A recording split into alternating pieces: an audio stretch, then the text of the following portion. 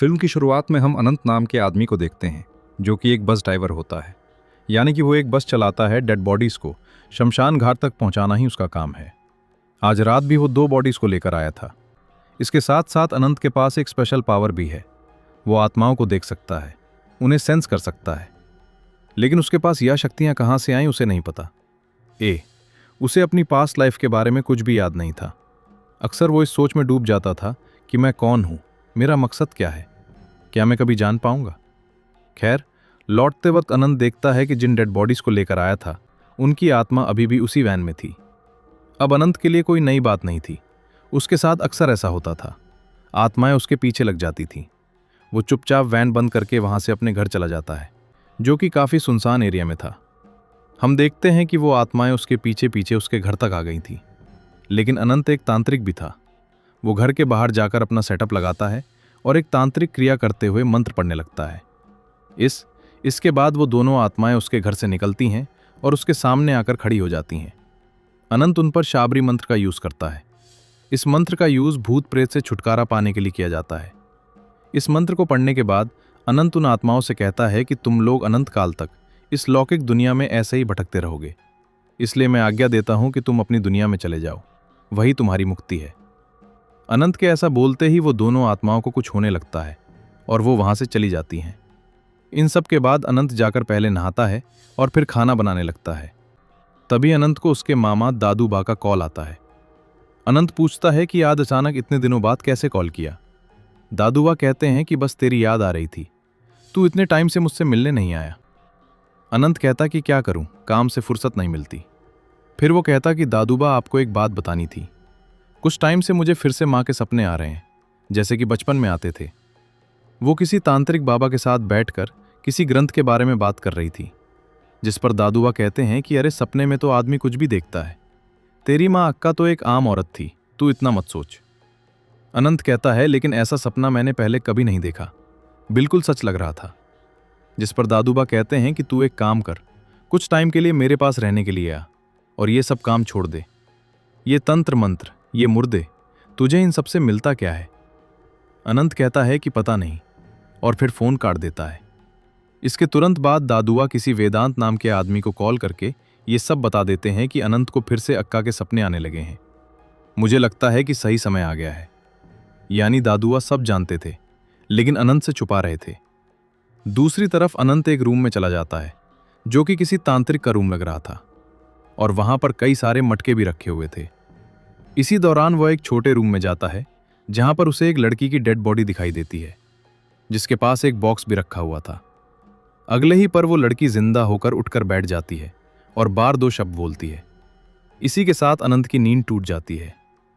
अब इसके बाद वो नहा धोकर तैयार होता है और अक्का की फोटो देखकर सोचने लगता है कि अगर उसकी माँ अक्का एक औरत थी तो उसने ऐसा सपना क्यों देखा जिसमें वो कोई तांत्रिक प्रतीत हो रही थी। खैर, अब यहां से वो अपने ऑफिस जाता है, जहां उसका कोवर्कर उससे कहता है कि उसके एक रिश्तेदार का बेटा है, वो कुछ दिनों से अजीबोगरीब हरकतें कर रहा है। डॉक्टर हकीम सबको दिखाया लेकिन कोई फायदा नहीं हुआ। मुझे तो ये कोई भूत प्रेत का चक्कर लगता है, एक बार तू उसको देख ले। लेकिन अनंत कहता है कि ये काम वो छोड़ चुका है और साफ मना कर देता है। यानी अनंत पहले लोगों पर से भूत प्रेत भी उतारा करता था, लेकिन अब वो ये काम नहीं करता। फिर इसके बाद अनंत को किसी शांताराम नाम के आदमी का कॉल आता है।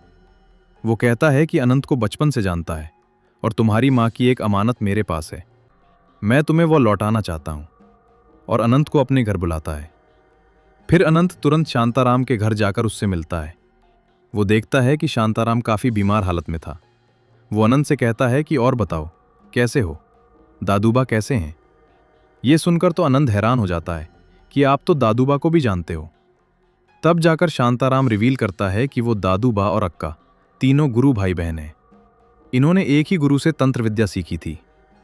तब जाकर अनंत को पता चलता है कि उसकी माँ अक्का कोई नॉर्मल लेडी नहीं थी, बल्कि वो एक तांत्रिक थी, जैसा कि उसने सपने में देखा था। शांताराम बताता है कि अक्का की मौत के बाद दादूबा ने गांव छोड़ दिया था और तुम्हें लेकर शहर आ गया था। कुछ दिनों वो मेरे पास ही रहा। उस वक्त तुम्हारी हालत भी ठीक नहीं थी, तुम्हें कुछ भी याद नहीं था। जब मैंने उसे पूछा कि ये सब कैसे हुआ, तो दादूबा ने बताया कि एक एक्सीडेंट में अक्का की मौत हो गई।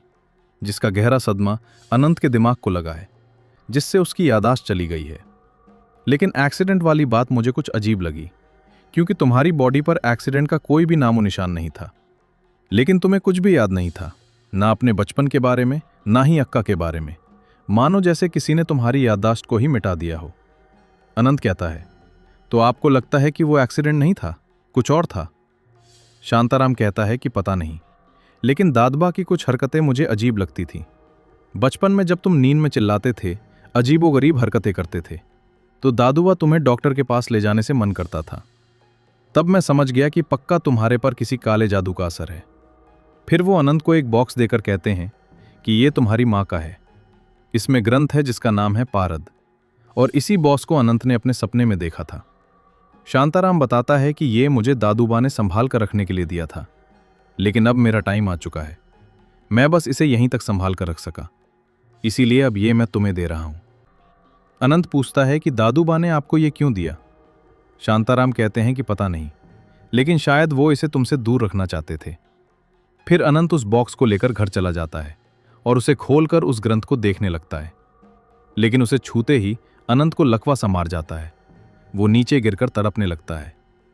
इसी दौरान उसे एक बच्चा दिखाई देता है, जिसके साथ भी कुछ अजीब हो रहा था, जैसे कि उसकी बॉडी को कोई जकड़ लिया हो और उसका दम घोट रहा हो। अगले ही पल वो बच्चा खत्म हो जाता है, लेकिन अनंत समहाउ सरवाइव कर जाता है।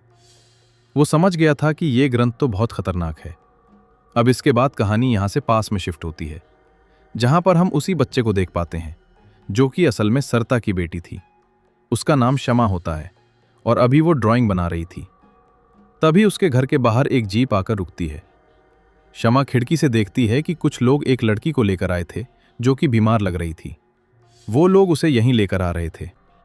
शमा ऊपर जाती है और लकड़ी का एक फट्टा हटाकर देखने लगती है, और तभी हम दादबा को देखते हैं। हमें पता चलता है कि ये लोग जिस लड़की को लेकर आए थे वो पोजेस थीं। वो उसे अक्का को दिखाने लाए थे।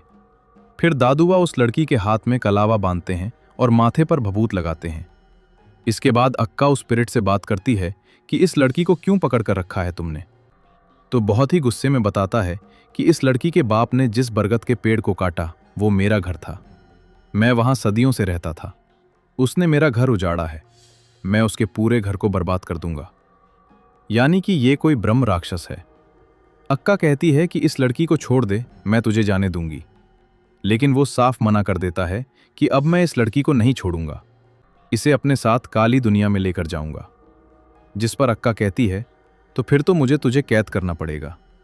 तेरी काली दुनिया के बारे में मुझे बहुत कुछ जानना है।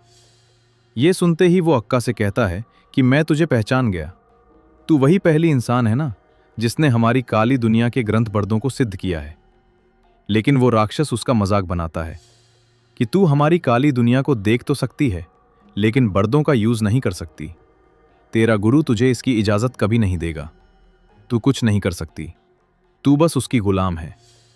ये कहकर वो उस पर हंसने लगता है, जिस पर अक्का उस पर पवित्र जल डाल देती है, जिससे वो राक्षस तड़प उठता है और पीछे हटने लगता है। वो राक्षस बहुत पावरफुल था, लेकिन अक्का के सामने वो सरेंडर कर देता है और उस लड़की की बॉडी को छोड़ देता है। लेकिन अक्का उसे जाने नहीं देती, उसे पकड़ कर रखती है। दादूबा उसे मना भी करता है कि इन राक्षसों को ऐसे पकड़ के मत रख, ये खतरनाक है। लेकिन अक्का का कहना था कि वो काली दुनिया का राज जानता है, वो मेरे काम आएगा। दादूबा कहता है, लेकिन हमारे गुरु ने इसकी परमिशन नहीं दी है। ऐसा करके तो तुम अपने गुरु का भी अपमान कर रही हो। लेकिन अक्का का कहना था कि अधिक ज्ञान की इच्छा रखने में कोई बुरा नहीं है। इन काली विद्याओं से हम मनुष्य की मर्यादा लांघ सकते हैं। मैं तुम्हें भी ये सिखा सकती हूं। लेकिन दादुआ मना कर देता है कि मेरी तलाश दूसरी है और तू भी इन काली विद्याओं का चक्कर छोड़ दे, ये तुझे बर्बाद करके छोड़ेगी। लेकिन वो नहीं मानती, कहती है कि तू नहीं समझेगा। फिर वह उसी छोटे रूम में जाती है जहां पर उसने उस राक्षस को पकड़ के रखा था। अब उसके सामने एक मटका रखकर कोई मंत्र वगैरह पढ़ती है, जिससे वो राक्षस उस मटके में चला जाता है। फिर अक्का उसे अच्छे से बंद करके एक जगह पर ले जाकर रख देती है, जहां पर ऐसे कई मटके रखे हुए थे। यानी अक्का ने कई तरह के भूत प्रेत और राक्षसों को पकड़कर रखा हुआ था, जस्ट लाइक विकराल।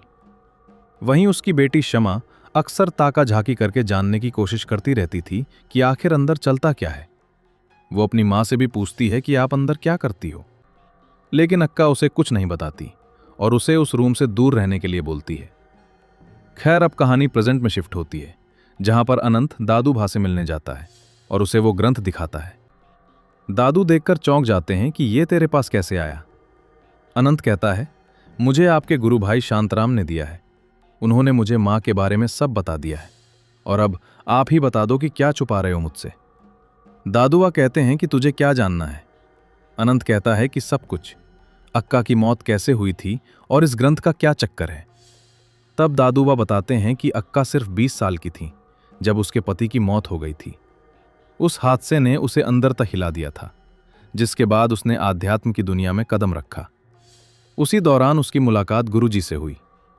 हमारे गुरु बंधुओं में अक्का सबसे तेज थी। उसकी क्षमताओं को परख कर गुरुजी ने उसे कई गुप्त विद्याओं का ज्ञान दिया, लेकिन अक्का की मंशा ठीक नहीं थी। वो इन विद्याओं का गलत इस्तेमाल कर रही थी। वो पहली इंसान थी जिसने काली दुनिया के इस बादो ग्रंथ को सिद्ध किया, और इसी ग्रंथ की वजह से ही उसकी मौत हुई है। लेकिन यह बर्दों का दूसरा हिस्सा है। इसका पहला हिस्सा मिसिंग है और सिर्फ अक्का ही जानती थी कि वो कहाँ है। वो अनंत से पूछते हैं कि क्या तुमने सपने में इसका पहला पार्ट देखा था क्या? अनंत कहता है कि नहीं, लेकिन आप क्यों पूछ रहे हो? दादुआ कहता है कि नहीं, बस ऐसे ही। फिर अनंत बर्दो लेकर जाने लगता है, लेकिन दादुआ उसे मना करते हैं कि इसे अपने पास मत रख। तो अनंत या दादुआ के पास ही छोड़ जाता है कि तो फिर लो, इसे आप ही रखो। इसके बाद वो फिर से अपने काम में लग जाता है, और इस बार जो बॉडी थी वो एक 8 साल के बच्चे की थी, जिसकी मौत बहुत ही रहस्यमय तरीके से हुई थी। और दोस्तों, ये बच्चा कोई और नहीं बल्कि वही बच्चा था जिसे अनंत ने बर्दों को टच करने के बाद मरते हुए देखा था। अनंत सेंस करता है कि इस बच्चे को नहीं पता कि इसकी मौत हो चुकी है, इसलिए इसकी आत्मा भी भटकेगी। वो घर जाकर उसका वेट करता है और बाकी आत्माओं की तरह ये भी इसके पीछे पीछे घर तक पहुंच जाता है। फिर हर बार की तरह अनंत सेम रिचुअल करके शाबरी मंत्र पढ़ता है और उस बच्चे को अपनी दुनिया में जाने के लिए कहता है। वो बच्चा चला भी जाता है, लेकिन जब अनंत नहाने जाता है तो क्या देखता है कि वो बच्चा वापस आ गया था। वो कहता है कि मुझे अपनी माँ के पास जाना है, मेरा नाम आदि है, तुम्हारा नाम क्या? वो अनंत के पीछे ही पड़ जाता है, लेकिन अनंत उसे इग्नोर कर रहा था। अगले दिन भी जब अनंत अपने काम पर निकलता है तो आदि उसके साथ ही होता है। वो डेड बॉडी को शमशान घाट पर जलते हुए देखता है और वो अनंत से ही पूछने लगता है कि उन्हें क्या हुआ था, वो लोग उन्हें क्यों जला रहे हैं। अनंत उसे बताता है कि वो मर गए थे, उनका शरीर बेकार हो गया था, अब वो कभी लौटकर नहीं आएंगे, इसलिए चला रहे थे, समझे? लेकिन आदि ये समझने के लिए बहुत छोटा था। अभी 8 साल के बच्चे को क्या पता कि लाइफ और डेथ क्या होती है। उसे नहीं पता था कि वो मर चुका है, और यही बात अनंत को उसको समझाना मुश्किल हो गया था। अनंत अपनी परेशानी जाकर दादू पाऊ को बताता है कि एक बच्चे की आत्मा मेरे पीछे पड़ गई है। कहता है कि माँ के पास जाना है, माँ के पास जाना है। मैंने तो शाबरी मंत्र का भी इस पर यूज किया, लेकिन इस पर असर नहीं हुआ। तो दादूबा कहते हैं, तो फिर तो इसके डिजायर्स काफी स्ट्रांग होंगे। वैसे आमतौर पर किसी आत्मा का अपने शरीर से लगाव 4-5 दिन तक रहता है, लेकिन ये शायद 12 दिन लेगा। 12 दिन बाद वो चला जाएगा। लेकिन अनंत उसे 12 दिन तक नहीं झेल सकता था। वो कहता है कि मैं एक बार फिर से शाबरी मंत्र का यूज करके देखता हूं। यहां पर अनंत दादूबा से यह भी बताता है